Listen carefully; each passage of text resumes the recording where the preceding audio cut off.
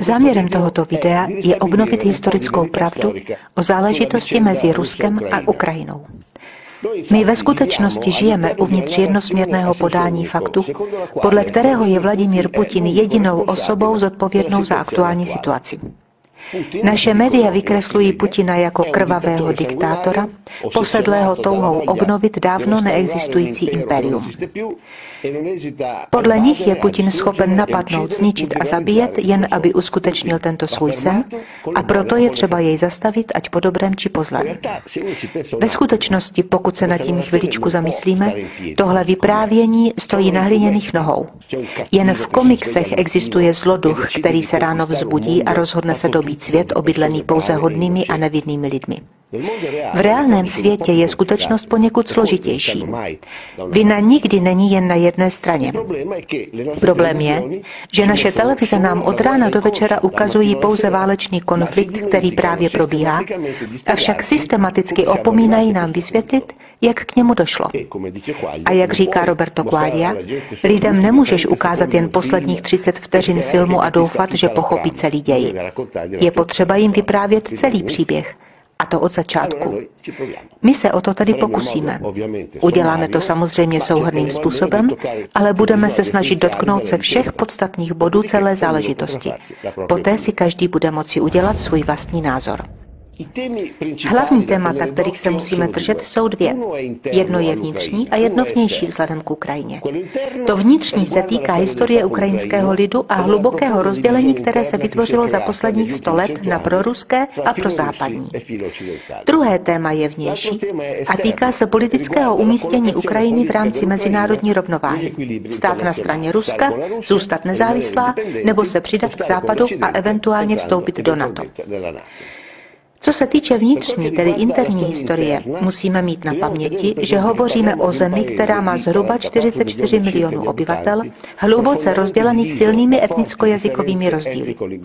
Západní část země, označená žlutě, hovořící převážně ukrajinsky, a jihovýchodní část, označená červeně, hovořící převážně rusky. Ve skutečnosti mezi nimi neexistuje jasná dělící čára, přechod je postupný. V západní zóně, která se nazývá Halič, se mluví čistě ukrajinsky, v centrální části se mluví jazykem smíšeným mezi ukrajinštinou a ruštinou a postupně směrem na jihovýchod převažuje čistá ruština. Rusové a Ukrajinci jsou také dvě etnicky velmi rozdílné národnosti, které mezi sebou nikdy neměly dobré vztahy. Zejména Ukrajinci, samozřejmě ne všichni, avšak velká většina, bytostně nenávidějí Rusy.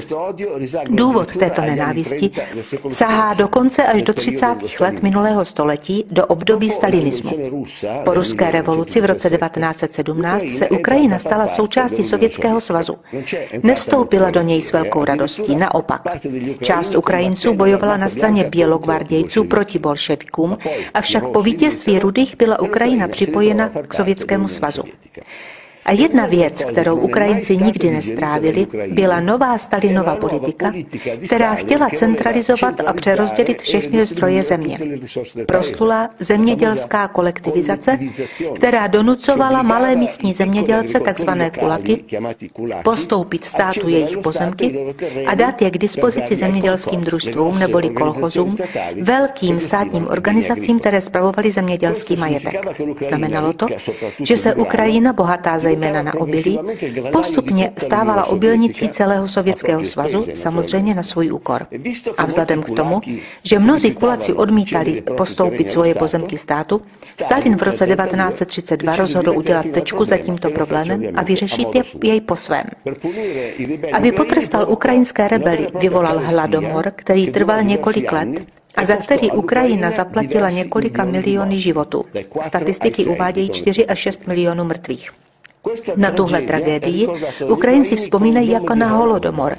Násilné konfiskace pozemků, masové deportace do gulagů, nucené vylidňování vesnic a samozřejmě trest smrti pro ty, kdož neakceptovali příkazy Moskvy. Opakuji, jsou to fakta, která se udála téměř před 100 lety, ale je důležité pochopit, odkud se berou kořeny této hluboké nenávisti, kterou dodnes část Ukrajinců chová vůči Rusku. Právě ve 30.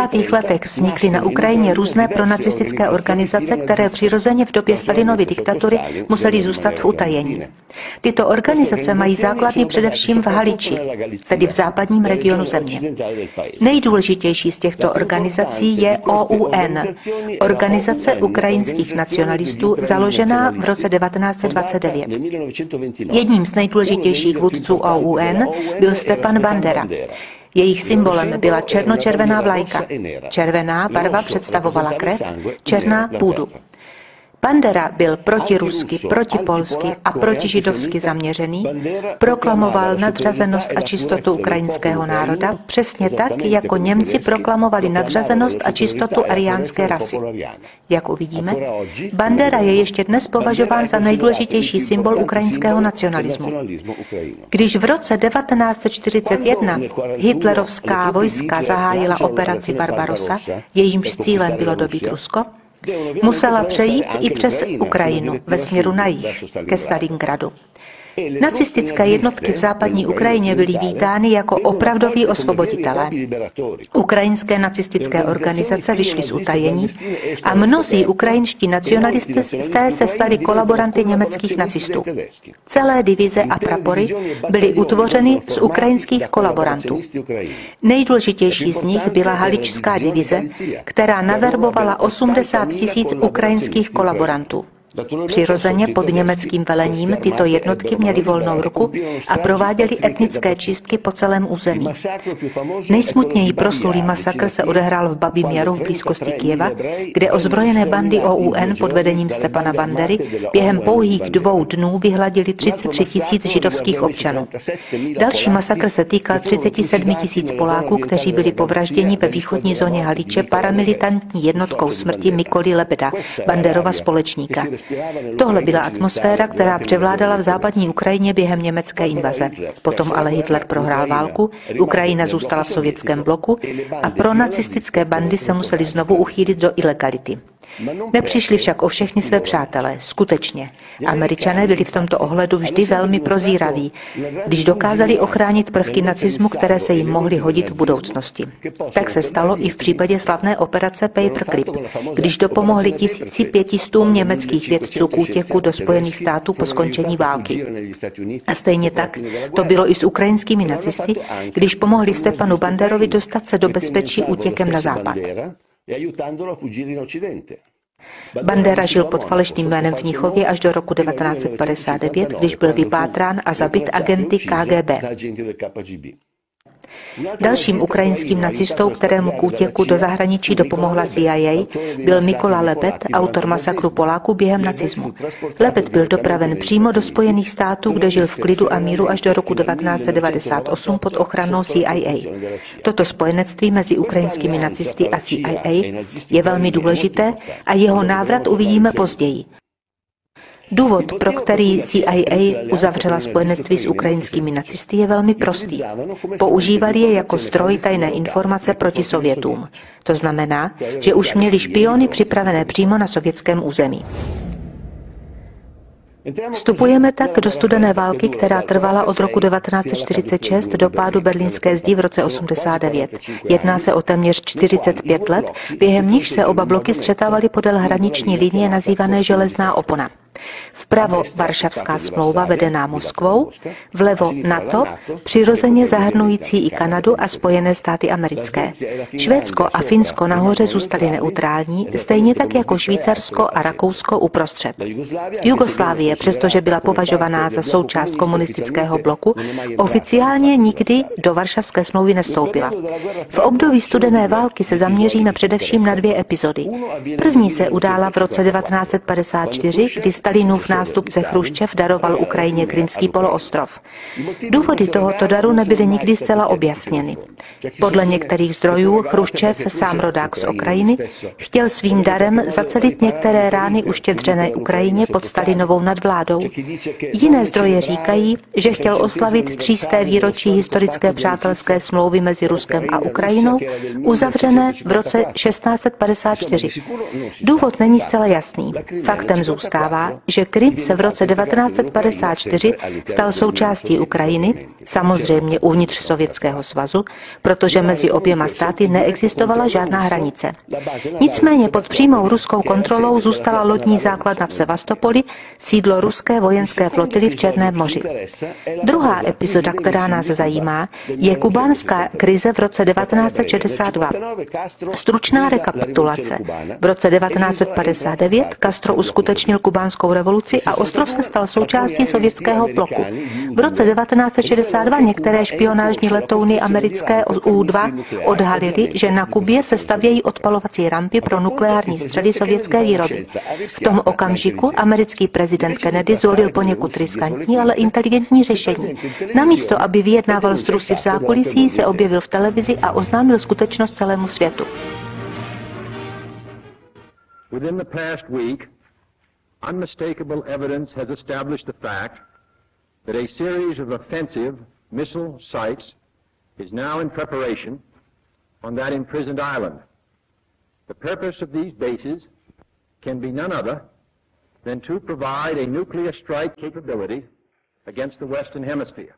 It shall be the policy of this nation to regard any nuclear missile launched from Cuba against any nation in the Western Hemisphere as an attack by the Soviet Union on the United States, requiring a full retaliatory response upon the Soviet Union. Jedna věc byla jistá, a sice, že Kennedy byl zcela ochoten riskovat třetí světovou válku, protože se připravoval napadnout Kubu v případě, že by odpalovací rampy pro nukleární střely nebyly odstraněny. Víme to díky záznamu telefonického rozhovoru Kennedyho s bývalým prezidentem Eisenhowerem právě v době kubánské krize. Poslechněme si jejich rozhovor. Carry out an invasion for some days because we have to move those troops around from San Diego, but we're going to do all those things.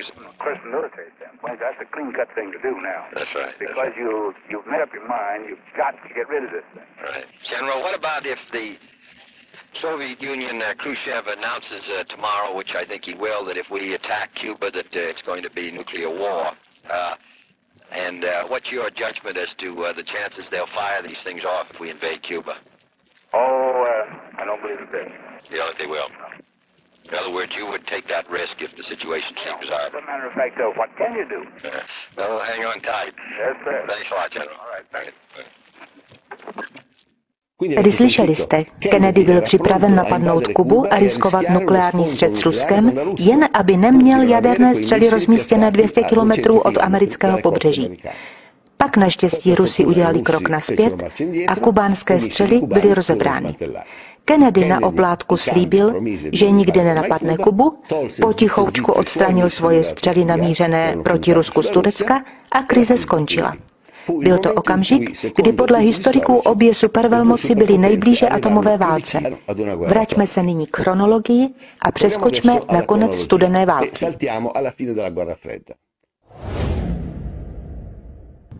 V roce 1989 padla Berlínská zeď a během pár let se rychle rozpadl Sovětský svaz. Jedna po druhé všechny satelitní země, které byly jeho součástí, dobyly svoji nezávislost. I Ukrajina se v roce 1991 stala nezávislým státem. A zde, s pádem berlínské zdi, se objevil velký problém. Protože všichni si uvědomili, že ze dvou proti sobě stojících bloků zůstane jen jeden. Teoreticky s rozpadem Varšavské smlouvy by NATO neměla důvod existovat, protože byla obranným blokem proti koalici, která už neexistovala. Zatímco Američané ani nepomysleli na to, aby NATO rozpustili, protože Rusko i jako individuální stát pro ně zůstal nadále problémem a pochopili, že Severoatlantický pakt se může v budoucnosti stát nástrojem, který přivede Rusko k definitivnímu pádu. Proto si NATO pevně drží. To však sebou přináší riziko obrovské nerovnováhy na mezinárodní šachovnici. Tento článek, publikovaný v Der Spiegel, dobře vypráví, co se stalo po pádu berlínské zdi. První problém představovalo východní Německo, které bylo součástí Varšavské smlouvy a které se najednou po sjednocení se západním Německem stalo součástí Atlantické aliance. To znamená, že v případě východního Německa se nejednalo ani o to prodělat nějaký pozvolný přechod tím, že by se nejprve stala stalo nezávislou zemí. Nýbrž ze dne na den se stalo členem opačného bloku. Proto Rusi chtěli záruky, že zůstane při tomto kroku, a sice, že expanze atlantického bloku směrem na východ nebude pokračovat. V článku publikovaném v Der Spiegel čteme: v prvních únorových dnech 1990 německý ministr zahraničí Genscher a jeho americký protějšek Baker představili odděleně v Moskvě stejnou myšlenku. Německý ministr zahraničí ubezpečil Kreml, že podle jeho názoru je naprosto jisté, že NATO se nerozšíří směrem na východ. A to je všeobecný koncept, který jasně dokazuje, že záměrem bylo přesáhnout východní Německo. Američan za svou stranu nabídl nepochybné záruky, že jurisdikce Severoatlantické aliance a její síly se nebudou rozšiřovat směrem na východ. Když Gorbačov řekl, že expanze NATO je nepřijatelná, Baker odpověděl: s tím souhlasíme. Americký prezident George Bush prohlásil: nemáme naprosto v úmyslu, a to ani v myšlenkách, poškodit jakýmkoliv způsobem Sovětský svaz. Francouzský prezident François Mitterrand řekl Gorbačovi, že on osobně je pro postupné rozpuštění vojenských bloků. Generální tajemník NATO Manfred Wörner později vyjádřil svůj jasný nesouhlas s expanzí západní aliance. Zpráva byla jasná. Jestliže by Gorbačov souhlasil se sjednocením Německa uvnitř Severoatlantické aliance, Západ by se snažil vybudovat bezpečnostní architekturu s přihlédnutím k zájmům Moskvy. A tak v roce 1991 Německo bylo sjednoceno, hlavním městem se stal Berlín a zůstalo nedílnou součástí Severoatlantické aliance. Dohoda, pouze verbální, nikoli písemná, byla ta, že NATO se nebude nadále rozšiřovat směrem na východ. Později mnozí účastníci těchto setkání utrpěli ztrátu paměti a nepamatovali se již dobře, co vlastně řekli.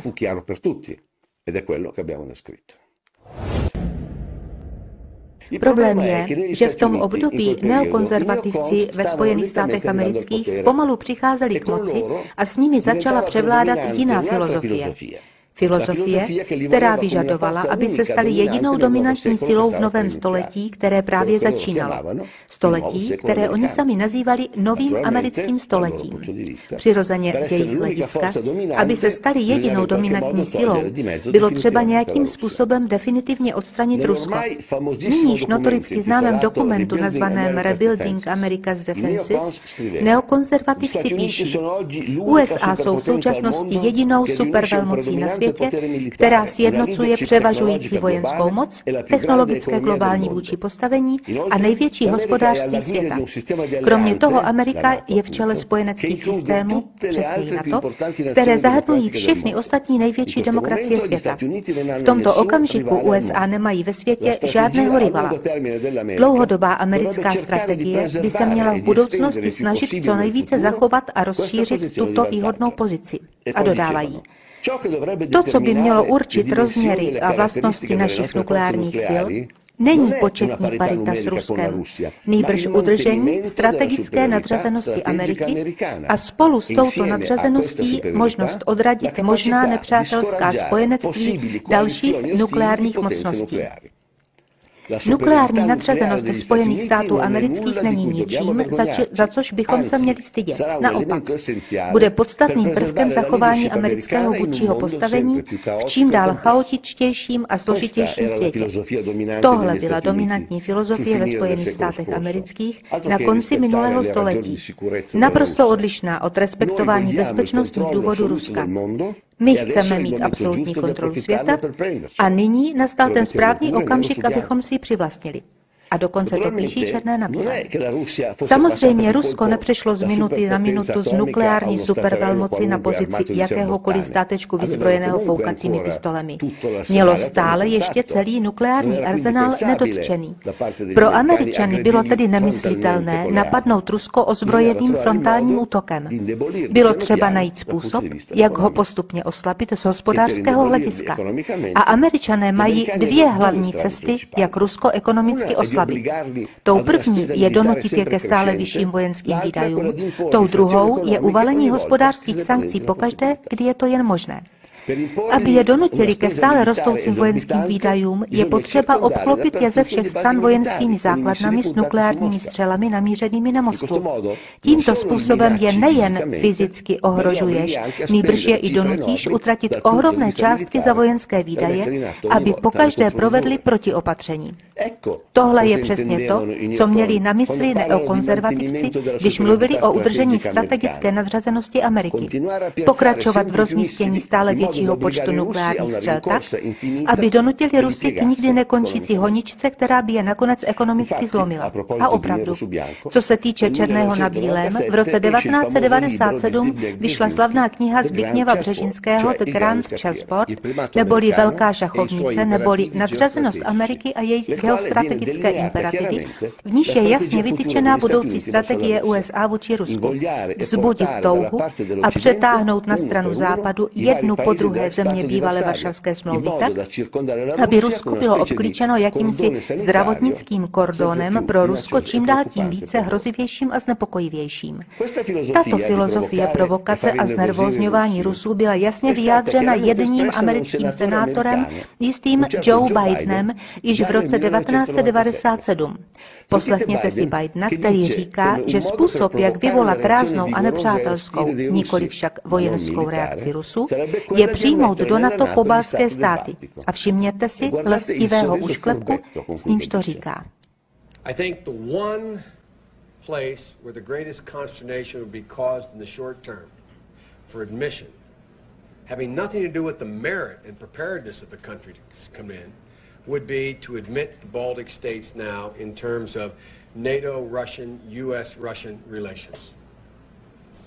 And if there was ever anything that was going to tip the balance, were it to be tipped in terms of a vigorous and hostile reaction, I don't mean military, in Russia, it would be that. A skutečně v rozporu se závazky vůči Rusku z roku 1991 v roce 1999 vstoupili do NATO Maďarsko, Polsko a Česká republika. V roce 2004 vstupuje dále Estonsko, Lotyšsko a Litevsko, Slovensko, Rumunsko a Bulharsko. Chyběla silná část, která by uzavřela obklíčení Ukrajina. A co se stalo na Ukrajině právě v roce 2004?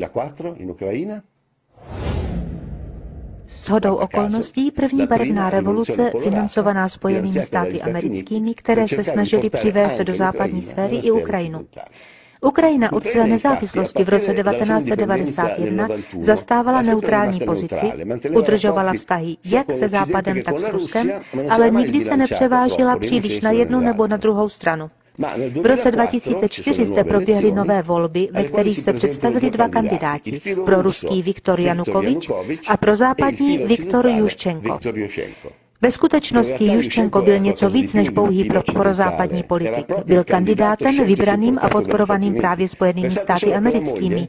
Jeho manželka Kateřina Juščenko pracovala v Bílém domě již s Ronaldem Reaganem, kdy se stala vysokým funkcionářem amerického ministerstva zahraničních věcí. Máme tedy jednoho kandidáta podporovaného CIA a druhého podporovaného KGB. Ukrajina se tak poprvé stává terénem střetu mezi Ruskem a USA. Jak vidíte na mapě, hlasy jsou jasně rozděleny podle zeměpisných oblastí. Severozápad s hlavním městem Kyjev hlasuje ve prospěch prozápadního Juščenka, zatímco jihovýchod hlasuje pro proruského Janukoviče. Po sečtení zvítězil malým rozdílem hlasů proruský Janukovič, avšak někomu se to nelíbilo. V Kyjevě voliči zpochybnili výsledek a vyšli do ulic, aby protestovali. Bylo to první náměstí Majdan, to v roce 2004, takzvaná oranžová revoluce. Po měsíci nejvyšší soud prohlásil volební výsledek za neplatný a vyhlásil nové volby. V druhém hlasování zvítězil Juščenko, který se tak stal novým prezidentem Ukrajiny. Juščenko byl přijat ve Washingtonu jako hrdina. O tom, že oranžová revoluce byla podněcována a financována Washingtonem, už nikdo nepochybuje. Dokonce významný geopolitický analytik George Friedman to otevřeně připouští ve svých konferencích. A series of colored revolutions throughout the Russian periphery. One of which was in the Ukraine, the Orange Revolution. And the Russians saw in this Orange Revolution the intent of the Americans to destroy the Russian Federation. Why else would the United States be underwriting groups to demonstrate? Rusové tedy moc dobře věděli, co se děje, ale v tom okamžiku nemohli dělat nic jiného, než přihlížet. A tak před jejich očima začíná to, co dnes Putin definuje jako nacifikace Ukrajiny. Když se Juščenko stal prezidentem, vybral si za premiéra Julii Tymošenko, pravicovou extremistku, která bytostně nenávidí Rusy. Ve stínu Tymošenkové vykvétají nejrůznější vůdci extrémní pravice jako Arsenij Jaceňuk ze stejné politické strany jako Tymošenko, Vitalij Kličko z ultranacionalistické strany Udar nebo Oleh Tjanibok z neonacistické strany Svoboda. Zapamatujte si dobře toto trio, protože později uvidíme v akci. Kromě toho, během svého prezidentského úřadu se Juščenko dopustil činu významného pro nacisty své země. Rehabilitoval Stepana Banderu a jmenoval ho dokonce národním hrdinou. Я хочу сказати про те, що чекали мільйони українських патріотів і багато років. Я підписав указ за незламність духу у відстоюванні національної ідеї, виявлені героїзм і самопожертву в боротьбі за незалежну українську державу. Постановляю присвоїти звання Герой України з удостоєнням ордена держави Бандері Степану Андрійовичу. Слава Україні! Juščenkova žena Katerína byla nejspíš velmi spokojená, protože již v mládí otevřeně vyjádřila své politické preference. Představte si vysokou funkcionářku amerického ministerstva zahraničních věcí, která zdraví nacistickým pozdravem a všichni dělají jakoby nic. V každém případě nacifikace Ukrajiny utrpěla nezdar při volbách v roce 2010. Přestože měl Juščenko volnou ruku po dlouhých 6 let, nepodařilo se mu uskutečnit reformy, které slíbil, a při volbách se znovu ocitnul proti proruskému kandidátovi Janukovičovi. Tentokrát však Janukovič zvítězil rozhodným způsobem bez jakéhokoliv stínu pochybnosti po sečtení hlasů. A zde začíná delikátní období, protože proruský kandidát Janukovič je nicméně sváděn západními sirénami.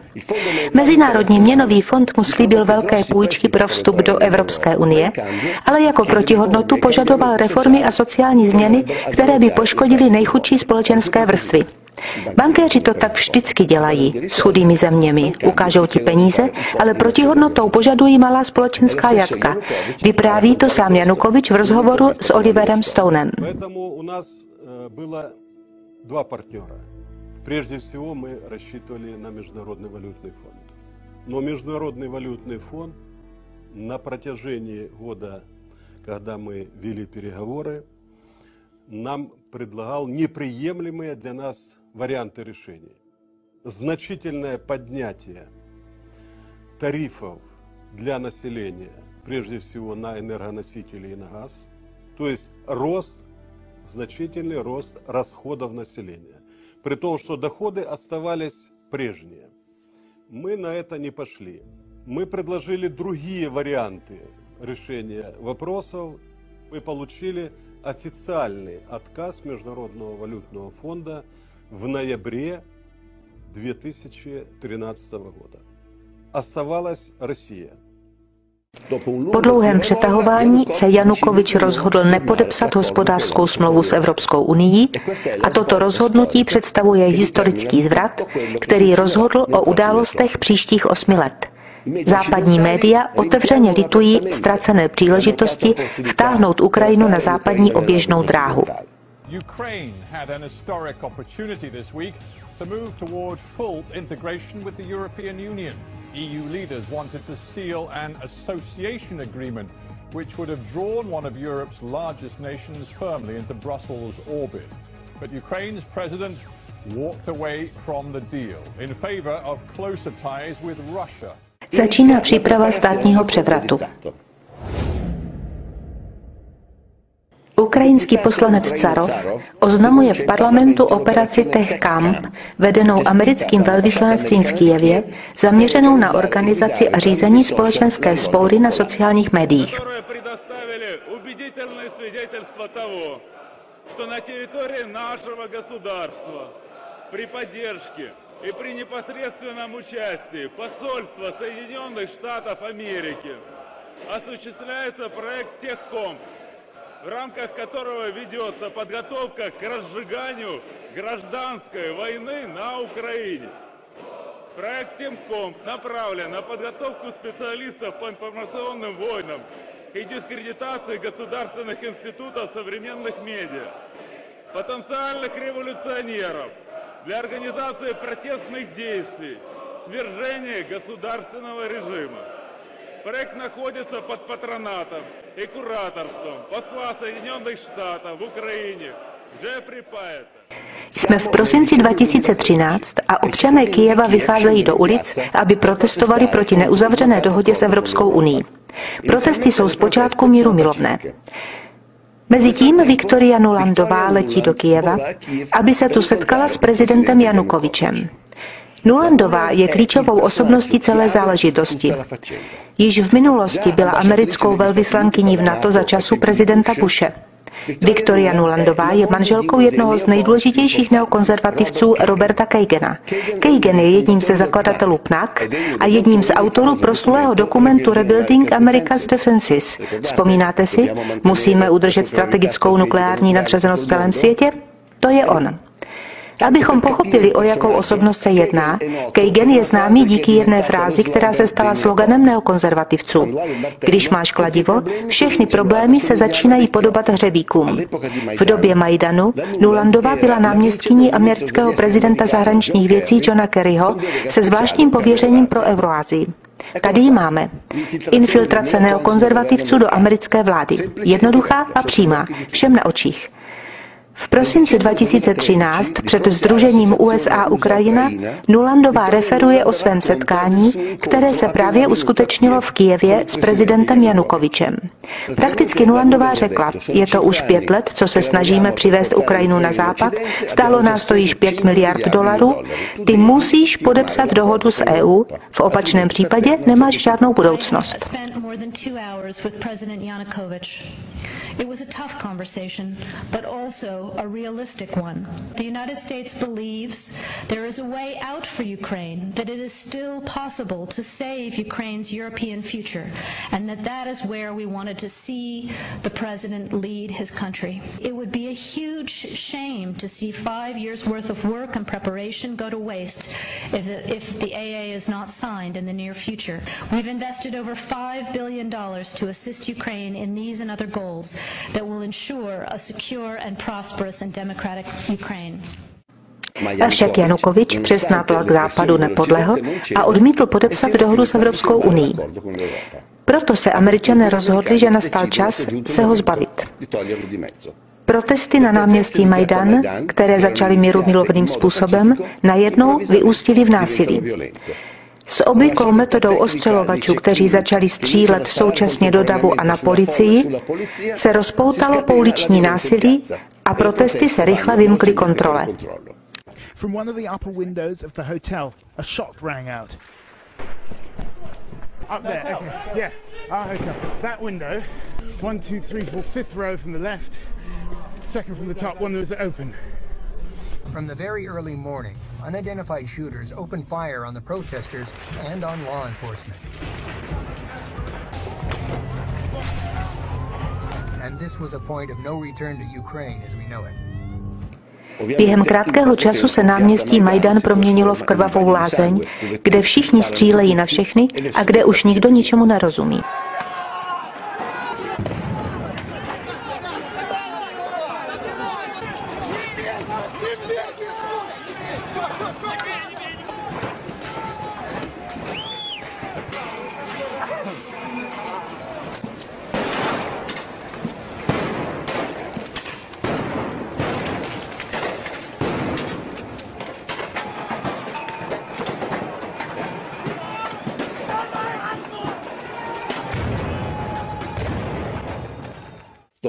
Po 3 měsících vzpour, teď vyprávění zkrátíme, je prezident Janukovyč sesazen, donucen opustit zemi a uchýlit se do Ruska.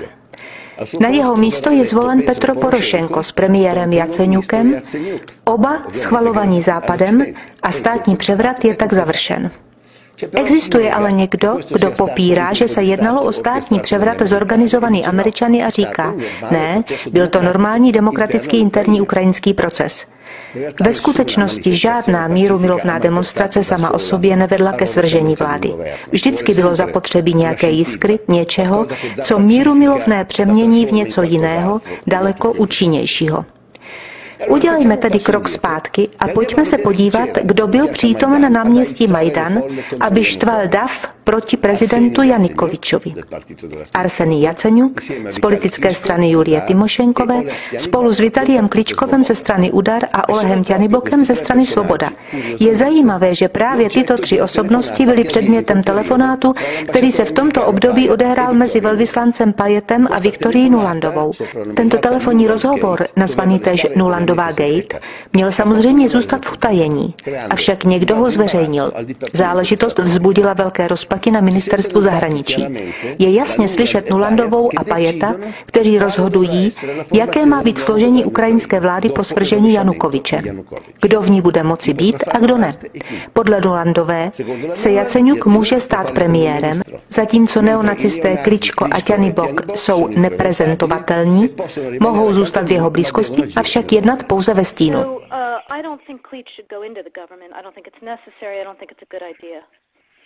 In terms of him not going into the government, just let him sort of stay out and do his political homework and stuff. I think Yats is the guy who's got the economic experience, the governing experience. He's the guy, you know, what he needs is Klitsch and Ťanibok on the outside. He needs to be talking to them 4 times a week.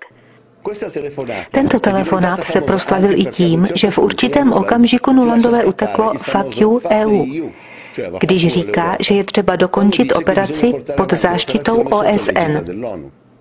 So that would be great, I think, to help glue this thing and have the UN help glue it. And, you know, fuck the EU. Na konci telefonátu Nulandová potvrzuje velvyslanci Pajetovi, že zástupce prezidenta USA Biden celou operaci schvaluje. VFR saying you need Biden, and I said probably tomorrow for an attaboy and get the deets to stick. So Biden's willing. Během nepokojů si Nulandová pospíšila, aby byla viděna na náměstí vždy v doprovodu velvyslance Pajeta, zatímco nesla chléb demonstrantům.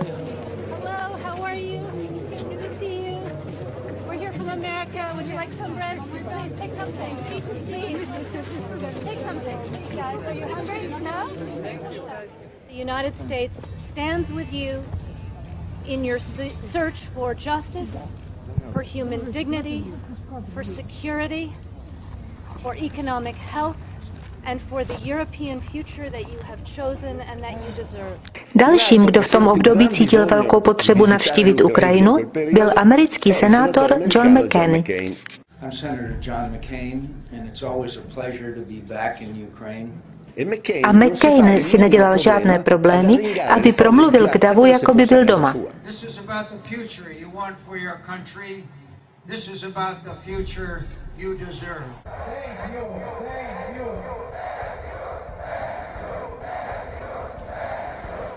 A hleďme, kdo je na pódiu společně s McCainem. Oleh Ťanibok, vůdce nacistické strany Svoboda. Vzpomínáte si? Již od konce války Američané udržují dobré vztahy s ukrajinskými nacisty a konečně jsou jim užitečné.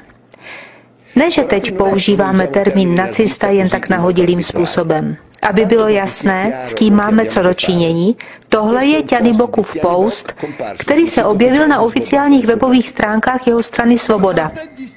Украинскую Украину физически ликвидировать всю русскоязычную интеллигенцию и всех украинофобов быстро, без суда и следствия, расстрелять.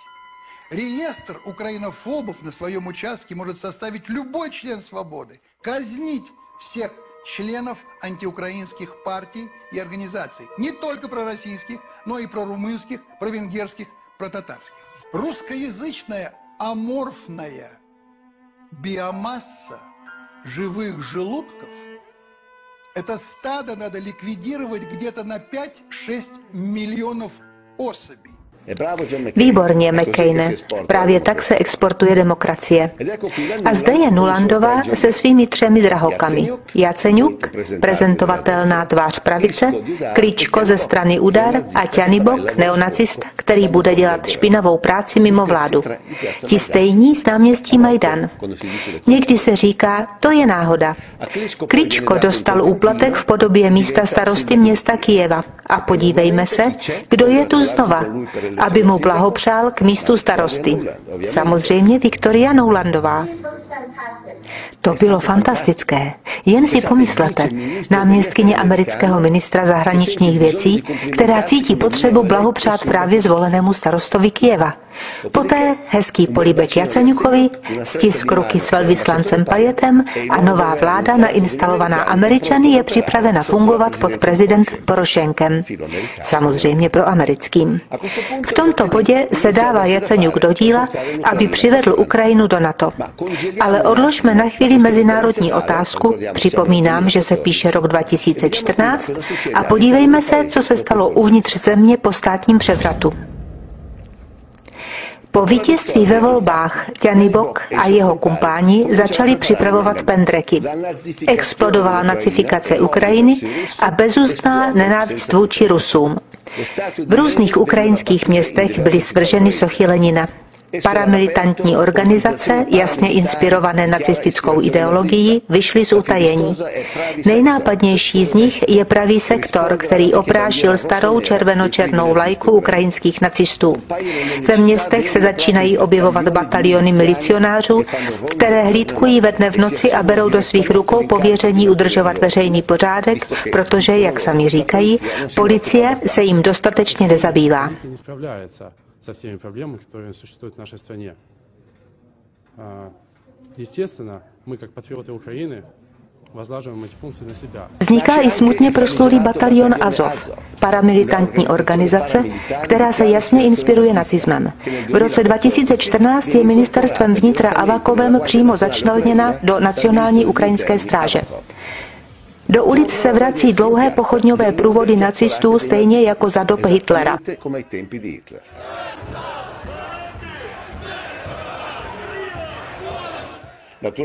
V čele je nesen portrét Stepana Bandery, zatímco je opěvován jako národní hrdina.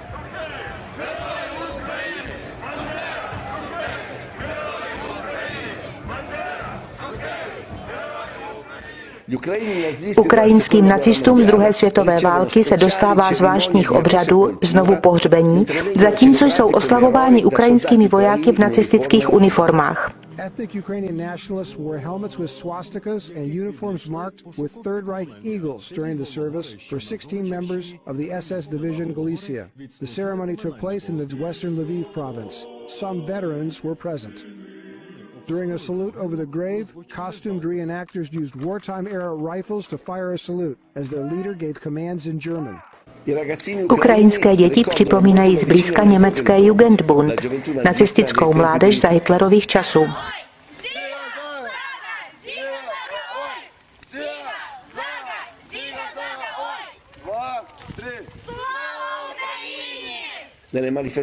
Během demonstrací ukrajinské děti kopou do ruské vlajky. Ve školách se učí, že děti s ruskou přezdívkou nejsou opravdoví Ukrajinci. Musí být izolováni a posláni domů. Бо якщо вона Маша, то це форма не наша. Нехай вона їде туди, де ті Маші живуть.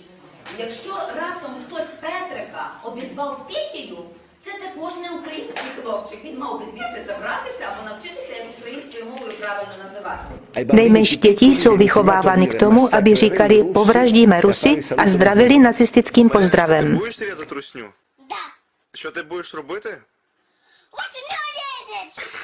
Я буду різати Чечню! Я буду різати Чечню! Pro Rusy na Ukrajině nastávají těžké časy.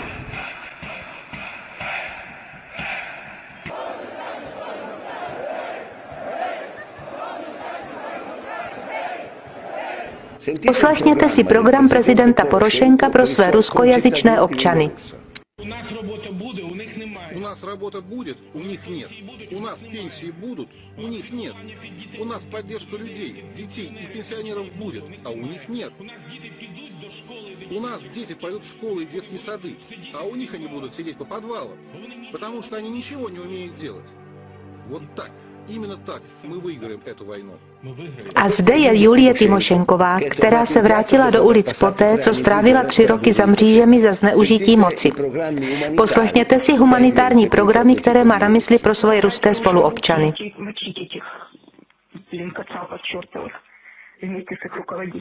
Я подниму весь мир, как только смогу, для того, чтобы, просто от этой России не осталось даже выжженного поля.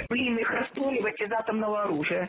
Tohle je atmosféra, která převládala na Ukrajině po státním převratu na náměstí Majdan. V tomto bodě krymští Rusové, kteří představují 98% populace, pochopili, o co jde a snažili se okamžitě odtrhnout od Ukrajiny a vrátit se pod Rusko. Vzpomínáte si? Krym byl vždycky ruský, ale Chruščev ho daroval Ukrajině z důvodů, které nebyly nikdy objasněny. V březnu 2015 obyvatelé Krymu uspořádali referendum, v němž odmítli kyjevskou vládní autoritu po státním převratu a hlasovali pro návrat pod Rusko. Referendum proběhlo mírumilovným způsobem a drtivou většinou zvítězilo ANO. 96,77% hlasů bylo odevzdáno ve prospěch návratu pod Rusko. Tahle žena je ze Sevastopole a po referendu říká: праздника воссоединения с нашей истинной родиной России. В принципе, мы никогда от нее и не отходили, и себя так же и чувствовали.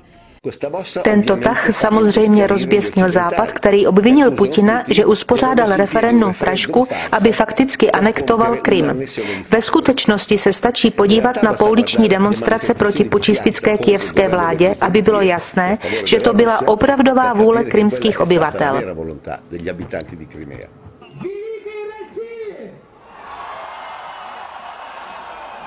Since the beginning of the Russian invasion, this is the day these people have been waiting for. They've just announced that enough people have voted for the referendum to count, and there's no doubt in anyone's mind here that the vote has been for joining Russia.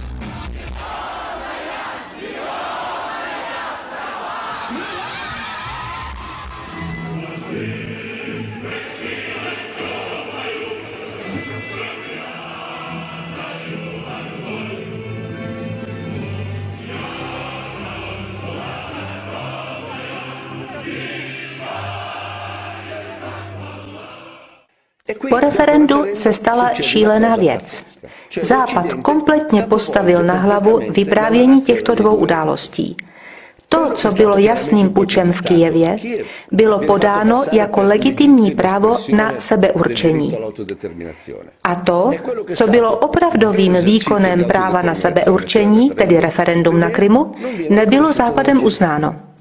Poslechněte si Obamu, který v jedné a té samé tiskové konferenci současně dokázal potvrdit právo na sebeurčení občanů Kyjeva a upřít ho krymským obyvatelům. The referendum in Crimea was a clear violation of Ukrainian constitutions and international law, and it will not be recognized by the international community. As I told Prime Minister Yatsenyuk last week, the United States stands with the people of Ukraine and their right to determine their own destiny. Jinými slovy, kyjevští Ukrajinci, protože přicházejí směrem k nám, mají právo na sebeurčení, zatímco krymští Ukrajinci, kteří chtějí jít směrem k Putinovi, toto právo nemají. Pomyslete si, kdyby tato situace bývala byla obrácená, kdyby Rusové zorganizovali puč v Kyjevě za účelem svržení proamerické vlády a nastolení vlády proruské a kdyby potom Krym rozhodl odtrhnout se od Ukrajiny, protože by chtěla vstoupit do NATO. Obama by býval řekl: neuznáváme ilegální státní převrat v Kyjevě, zatímco s potěšením přijímáme vstup Krymu, který tak uplatnil své svaté právo na sebeurčení, do NATO. Býval by klidně převrátil termíny a nikdo z nás by neměl námitek. Toto je bohužel pokrytectví, do něhož jsme v těchto dnech zabředli. Dovoláváme se určitých hodnot podle toho, jaký nám přinášejí momentální prospěch. V každém případě se krymští Rusové chtěli vrátit pod Rusko, což udělali, a potvrzení, že to bylo správné rozhodnutí, přišlo o pár týdnů později.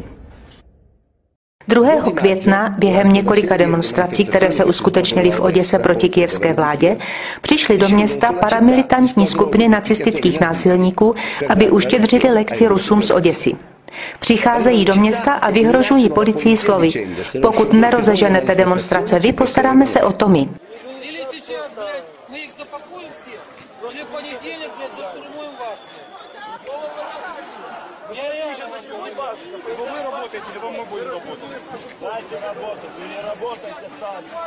Poté je policie vyhnána a pochopila, že na ulici pro ně už není místo.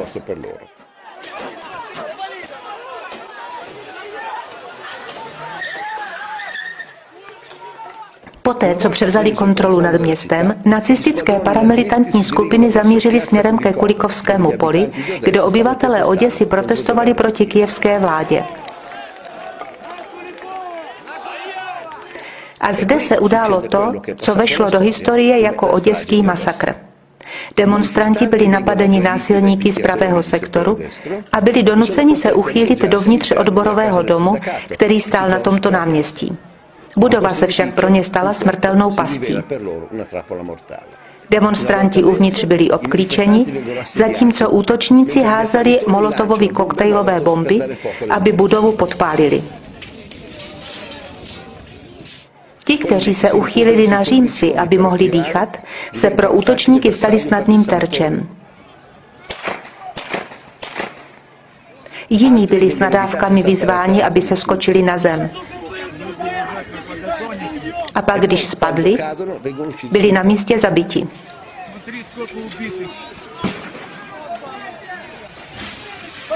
Nakonec kyjevští násilníci vnikli do budovy a povraždili všechny, kdož našli ještě naživu. Existují záběry zuhelnatělých mrtvol všude, které vám však neukážeme. Zuhelnatělých jen napůl, což znamená, že nezahynuli při požáru, nýbrž je někdo potom zapálil. Jiné záběry ukazují těhotnou ženu přivázanou ke stolu a uškrcenou železným drátem. Závěrečná bilance je asi 50 mrtvých mezi civilními obyvateli Oděsy. Den na to nacisté pravého sektoru oslavovali na svých webových stránkách Oděský den jako další okamžik hrdosti v historii národa. I ve východních regionech Luhansk a Doněck, v takzvaném Donbasu, ruská populace neuznává pučistickou vládu a vyhlašuje vlastní referendum s cílem odtrhnout se od Kyjeva a vyhlásit nezávislou republiku. Хочу поддержать свой народ. Мы против этой банды, мы против фашизма. Я хочу действительно, чтобы это был таможенный союз. Нас не слышит Киев, нас не слышит Евросоюз. Our people want to live quietly and peacefully without the junta who seized power in Kiev, and so that we're not under America and the West. We don't want to be their slaves. We want to be part of Russia.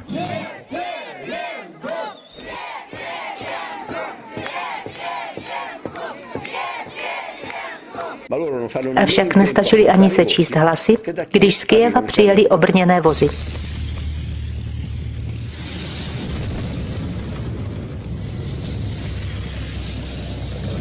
Едут к нам в Мариуполь. Пидорасы, сука. Ля, сколько их, ничего себе. Так, блядь, что там, ящики какие-то, блядь, везут, да? Ракеты, что ли? О, Катюша, блядь, ебаные, сука. Это град, блядь, ебаный. Че град, че Катюша, разница, блядь. А что не собираются, сука, уебки, блядь? I Rusové poslali přes hranici na pomoc donbaské populaci zbraně a vojáky. Avšak proti ukrajinskému bombardování se toho nedalo moc dělat. Pro prezidenta Porošenka nebyl žádný problém bombardovat civilní obyvatelstvo své vlastní země.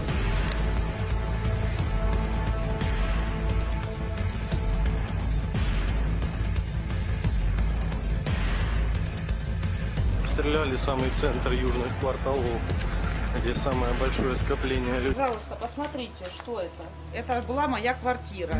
Я несколько дней назад вывезла детей отсюда. Так бы мои дети погибли. Которыми можно выразить все это негодование, весь этот страх, всю эту необъяснимость ситуации. Вот посмотрите, Это лицо нашего президента Порошенко. Не нашего, но президента Порошенко. Мои дети до сих пор колен. Будь ты проклят, Порошенко. Жить уже нельзя так. Просто нельзя. Помогите. Кто это может? Помогите нам. Сколько можно? Poté přišli neonacisté z pravého sektoru, kteří se přidali k batalionu Azov, aby provedli etnickou čistku v Donbasu. Ми придушимо антидержавний заколот і відновимо територіальну цілісність нашої батьківщини. Слава Україні!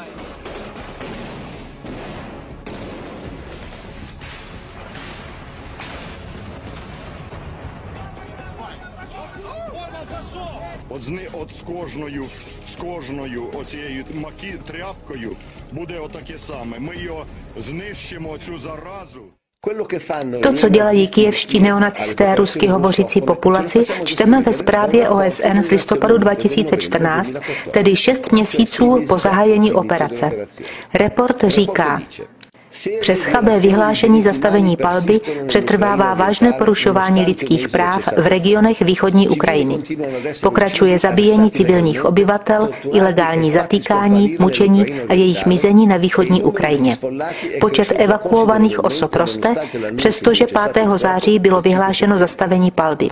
Podle Kanceláře pro lidská práva OSN od poloviny dubna do 18. listopadu nejméně 4317 osob bylo zabito a 9921 zraněno v oblasti zasažené konfliktem na východní Ukrajině. Pokračují vážná porušování lidských práv ze strany ozbrojených skupin, která zahrnují mučení, svévolná neohlášená omezování osobní svobody, unáhlené exekuce, nucené práce a sexuální násilí, stejně jako ilegální zábor pozemků a budov. Něco vám to připomíná? Mučení, urychlené exekuce, sexuální násilí? Ti, co dnes obvinují Rusy z těchto zločinů, byli právě ti, kdo se jich sami dopouštěli vůči donbaským Rusům v roce 2014. Ale když tyhle věci dělali Ukrajinci, nikdy jsme o nich neslyšeli mluvit. Kde byli naši Mentana, naši Formíli a naše Palombelli? Spali spánkem spravedlivých. Toto dělali. Komu na tom záleží, pokud pochcípají ruští civilisté? A co se týče obviňování jiných ze svinstev, kterých se dopustili sami, podívejte se na tyhle obrázky. Tohle je ukrajinský voják, který připravuje bomby ke svržení na Donbas. Na projektilech je rusky napsáno všechno nejlepší vašim dětem. A tyhle bomby jsou fotografované před jejich svržení, nikoli po něm. Víme tedy dobře, odkud pocházejí. V Doněcku je speciální hřbitov nazývaný Andělská alej, v němž bylo pohřbeno více než 250 dětí zabitých bombami kyjevských Ukrajinců, všechny mezi 6 a 9 lety. A toto všechno neskončilo v roce 2014, nýbrž pokračuje dodnes. Ani s příchodem Zelenského se situace donbaských Rusů nezlepšila. V květnu 2019 Zelenský porazil ve volbách Porošenka a stal se prezidentem. Jako první věc slíbil, že ukončí válku v Donbasu. Řekl to jasně ve svém inauguračním projevu v parlamentu. Найперше завдання – припинення вогню на Донбасі.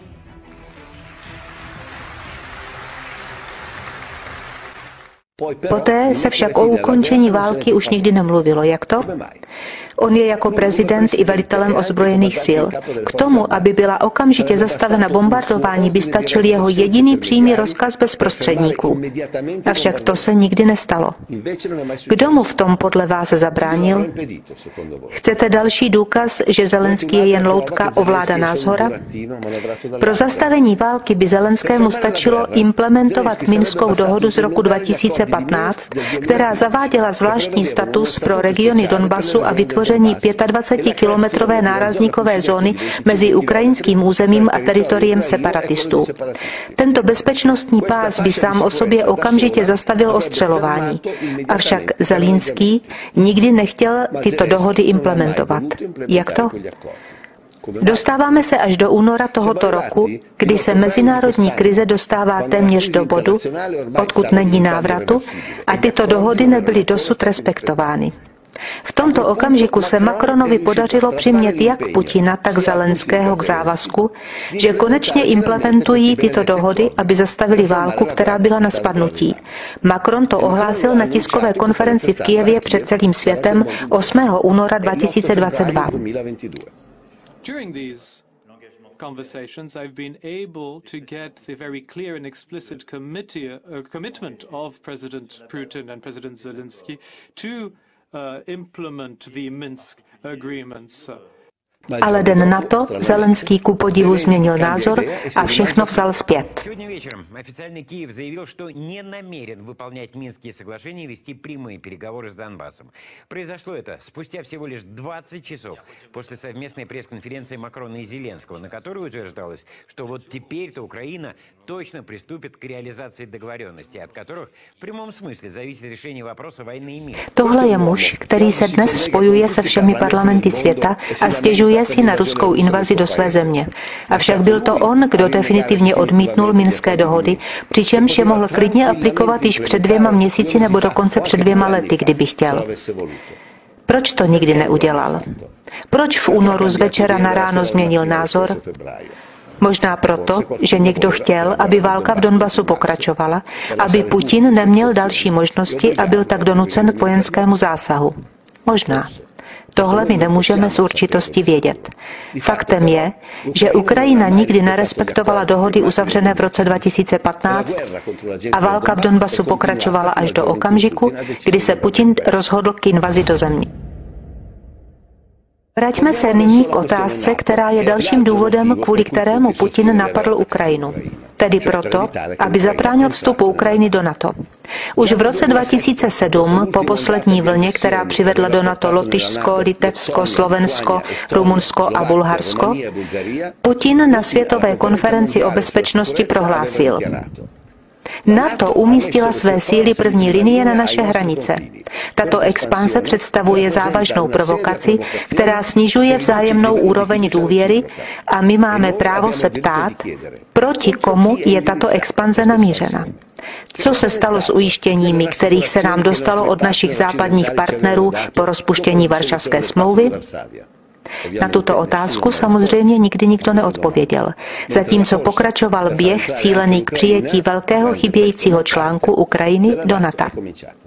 A zde je třeba říci jednu věc, protože často slyším, jak televizní komentátoři říkají, že není pravda, že Ukrajina se chystá ke vstupu do NATO a že Putin toho pouze využil jako záminky k její invazi. Pojďme se tedy na celou záležitost podívat zblízka, jak se Ukrajina nechystala ke vstupu do NATO. Vraťme se tedy do roku 2014, kde jsme nechali čerstvě jmenovaného premiéra Jaceňuka po státním převratu uskutečněném Nulandovou. Hned po svém jmenování se Jaceňukovi dostalo blahopřání od Joe Kerryho, amerického ministra zahraničních věcí, amerického velvyslance Payeta a Johna McCaina, obvyklého nahodilého turisty. Poté je Jaceňuk přijat s velkými poctami Ban Ki-moonem v OSN, Davidem Cameronem v Anglii, se svým zástupcem Vitaliem Kličkem byl přijat Merkelovou v Německu a v Evropské unii. Poté odjel do Bílého domu a pospíšil si oznámit světu, na čí straně bude Ukrajina stát. Probably in the nearest future, next week or in 10 days, Ukraine is to sign a political part of association agreement with the European Union, and we want to be very clear that Ukraine is and will be a part of the Western world. Načež Jaceňuk pozval NATO do Kyjeva a žádal otevřeně o pomoc a zbraně na podporu nové vlády. I passed an invitation to the North Atlantic Council to visit Kyiv, and it would be great if you have a meeting in Kyiv. We believe that we need to enhance our cooperation, and we would be grateful if we get some kind of additional support in technical support, humanitarian support, in improving Ukrainian defense and security system on the technical level. So this would help us to stabilize the situation and to maintain peace and stability in the region. 29. srpna 2014 Jaceňuk oznámil, že Ukrajina požádá o vstup do NATO. 21. listopadu vládní koalice oznámila, že NATO je její prioritou. 23. prosince kyjevský parlament ukončuje stav Ukrajiny nezarovnání na stejnou úroveň, nezbytnou podmínku pro zahájení procesu ke vstupu do NATO. V březnu 2015 Porošenko schvaluje multilaterální vojenská cvičení s NATO. Mezi jinými operaci Neohrožený strážce, již se zúčastnilo 2200 vojáků, z nichž 1000 amerických. Operaci Mořský vánek s 1000 amerických vojáků a 500 vojáky NATO a operaci Rychlý trojzubec zahrnující 500 amerických vojáků a 600 vojáků NATO. 11. dubna přijíždí na Ukrajinu první vojenský konvoj NATO, který vyjel z italského města Vicenza na operaci Neohrožený strážce. V dubnu 2016 Biden slíbil Porošenkovi pomoc ve výši 335 milionů dolarů na bezpečnost. Tyto prostředky se přidaly k třetí půjčce ve výši 1 miliardy dolarů. V červnu 2017 kyjevský parlament Rada hlasuje pro zákon, který znovu označuje vstup do NATO za prioritu zahraniční politiky Ukrajiny. Zákon je podepsán prezidentem sněmovny Andrejem Parubiem, který je spoluzakladatelem neonacistické strany Svoboda spolu s Olehem Ťanibokem. Andrej Parubij, který zde podává ruku naší pokrokářské Lauře Boldrini, byl vyšetřován kvůli oděskému masakru, veřejně velepil Hitlera v televizi, když ho označil za největší osobnost, která kdy praktikovala přímou demokracii. To byl předseda ukrajinského parlamentu za dob Porošenka. Vraťme se nyní k chronologii. Měsíc na to, tedy v červenci 2017, se Porošenko setkal s tajemníkem NATO Stoltenbergem a žádal oficiálně, aby byl zahájen proces přijetí do NATO. V září 2018 Porošenko žádal parlament o pozměnění ústavy takovým způsobem, aby byl usnadněn vstup Ukrajiny do NATO. 7. února 2019 parlament schválil pozměňovací návrhy ústavy a potvrdil zahájení procesu přijetí do Evropské unie a NATO s 334 hlasy pro z celkových 385. 21. února vstupuje oficiálně v platnost změna ústavy, která stanovuje vstup do Evropské unie a NATO. V květnu 2019, jak jsme již řekli, Zelenský zvítězil ve volbách a nastupuje na Porošenkovo místo. Zelenský pokračuje v cestě vytyčené svým předchůdcem. Jakmile byl zvolen, Zelenský odletěl do Bruselu, kde se setkal s tajemníkem NATO Stoltenbergem. V červnu 2020 NATO udělila Ukrajině status partnera se zvýšenou příležitostí. V září 2020 prezident Zelenský schválil novou strategii národní bezpečnosti, která předpokládá vývoj speciálního partnerství s NATO s cílem stát se jeho členem. 24. března 2021 Zelenský podepsal prezidentský dekret k provádění dekretu Bezpečnostní rady národní obrany Ukrajiny o strategii nezaměstnanosti a teritoriální reintegraci dočasně okupovaného území autonomní Krymskou republikou a městem Sevastopol. Strategií nezaměstnanosti a teritoriální reintegrace se rozumí dobít zpět Krym a Sevastopol. V květnu 2021 americký senátor Chris Murphy navštívil Kyjev a setkal se Zelenským, načež oznámil, že otevřít Ukrajinu procesu přijetí bude příštím logickým krokem směrem do NATO. Měsíc poté, na summitu v Bruselu, vedení NATO znovu potvrzuje rozhodnutí přijaté v roce 2008 na summitu v Bukurešti, že se Ukrajina stane členem aliance s plánem integrace, který bude nezbytnou součástí procesu. 28. června 2021 Ukrajina a NATO spouštějí společné vojenské cvičení v Černém moři. 28. listopadu mezi obviněními a protiobviněními Moskva žádá o právní záruky, že Ukrajina nikdy nevstoupí do NATO. Tyto garance jí samozřejmě nejsou poskytnuty. 30. listopadu Putin oficiálně prohlašuje, jaká je červená linie Rusů, co se týče Ukrajiny. Jakékoliv další rozmístění sil či materiálu NATO na Ukrajině by představovalo červenou linii pro jeho zemi. Putin zdůraznil především svoje obavy o potenciální příchod nadzvukových balistických střel dlouhého doletu, které by mohly zasáhnout Moskvu během 5 minut. Doufám, že nedojdeme tak daleko, řekl Putin, a že nakonec převážil selský rozum a zodpovědnost vůči vlastním zemím a vůči globální komunitě. 1. prosince 2021 Putin oficiálně žádá záruky, že se NATO nerozšíří na východ, ale USA odpovědí, že pro Ukrajinu jsou dveře stále otevřené. 23. prosince na tiskové konferenci Putin znovu opakuje, že pro ně by další expanze NATO směrem na východ byla nepřijatelná a po XT vysvětluje proč.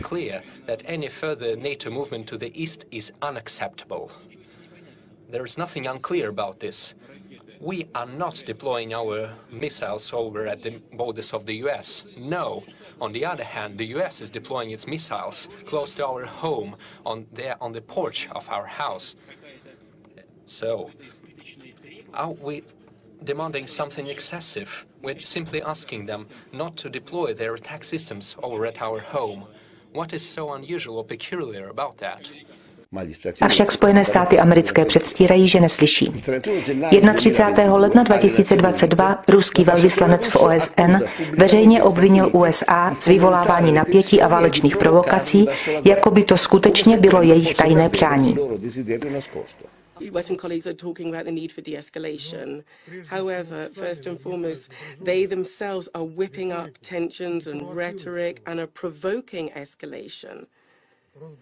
The discussions about a threat of war is provocative in and of itself. You are almost calling for this. You want it to happen. You're waiting for it to happen, as if you want to make your words become a reality. USA však pokračují v předstírání, že nechápou. 8. února Putin zjevně tónem člověka, který ztratil trpělivost, vyslal poslední varování západním médiím. Я хочу еще раз все-таки подчеркнуть это. Я говорил, но мне очень бы хотелось, чтобы вы меня услышали все-таки в конце концов. И донесли это до своих читателей, зрителей и пользователей в интернете. Но вы понимаете или нет, что если Украина будет в НАТО и военным путем будет возвращать себе Крым, европейские страны автоматически будут втянуты в военный конфликт с Россией. Победителей не будет. И вы окажетесь втянутыми в этот конфликт помимо своей воли. V tomto bodě Rusko vzneslo poslední oficiální požadavek na Spojené státy americké, aby jí písemně zaručili, že Ukrajina nevstoupí do NATO a že na jejím území nebudou nikdy rozmístěny balistické střely NATO. Odpověď, nebo spíše definitivní políček, přichází přímo od amerického ministra zahraničí Blinkena.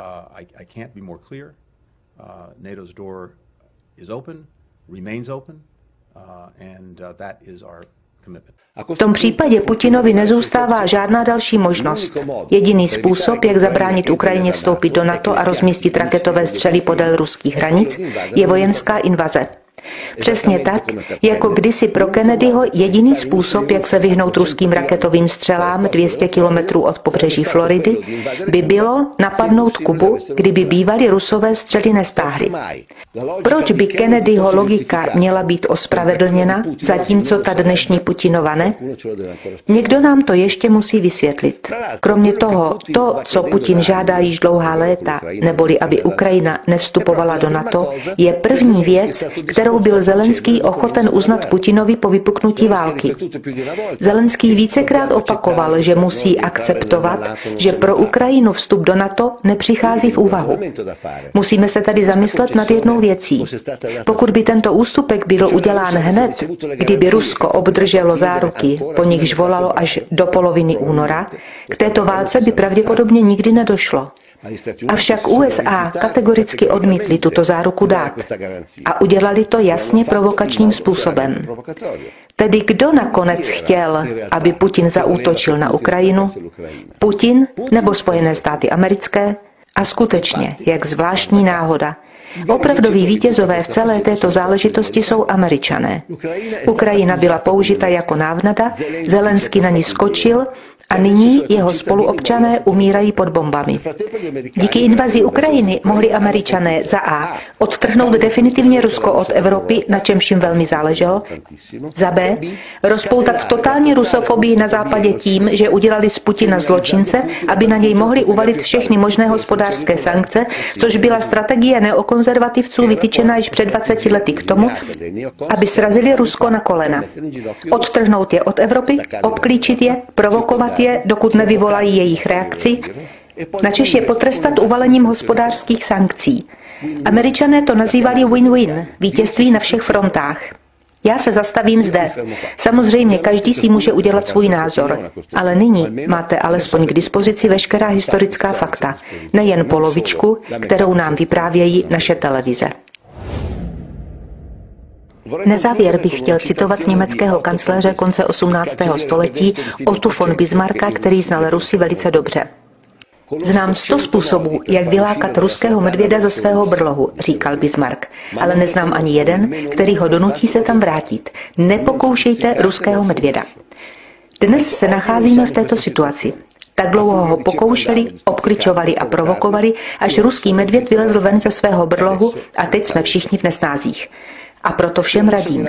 Dejme se znovu do diskuze o poslední vystřelené raketě, zda přiletěla ze severu či z jihu. Pořizujme detailní záběry zakrvácených plyšových medvídků, mrtvých a zničených domů a pokračujme ve vyprávění o zlém Putinovi, aniž bychom udělali seriózní historickou analýzu.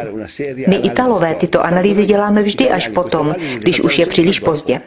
Možná až tak za 2 roky, kdy na nás důsledky našich chybných rozhodnutí dopadnou jako bumerang. Až budeme uvnitř nesnesitelné hospodářské krize, tak možná začneme uvažovat. Pomalu, v klidu a vždy ex post. Za 2 roky zde bude další vláda. Ta dnešní už to asi nebude a ta nová řekne, ale opravdu, kdybychom vše dobře zvážili, některým chybám jsme se bývali mohli i vyhnout. Co nám brání udělat tuto analýzu dnes? Nic. Jsme jen líní, protože bychom museli připustit, že i my jsme se dopustili několika velkých chyb. Toť vše. Kvůli hrdosti, kvůli lenosti a také zbabělosti, protože máme strach, že se Američané rozlobí, se odsuzujeme k daleko horší budoucnosti, než kterou bychom všichni mohli mít. Kromě toho, že pokud budeme pokračovat v posílání zbraní na Ukrajinu, s velkou pravděpodobností se ze dne na den můžeme stát my přímým cílem rozšířené války. Šťastnou cestu kolem slunce, by řekl Giulietto Chiesa.